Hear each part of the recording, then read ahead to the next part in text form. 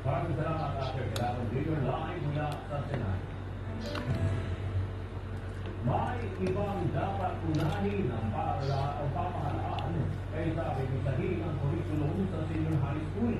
Ayon sa ilang guro, Senator Bernadette Carreras Camara, diskusyahan natin kung paano itinatitrak Senator Gerald Romar, Chairperson ng House Committee on Women and Gender Equality, na kinakailangan lang maipasa ang isinusulong na pag-amenda sa State Schools Act para sa mas magbigat na parusa sa public figures na sasangkot sa pamahawak sa kababaihan, gaya ng mas mataas na hutang, suspensyon o kahit diskwalifikasyon sa public mandato sa bibigyan mensahe sa publiko.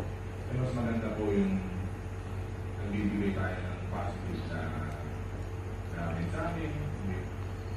So, siguro kailangan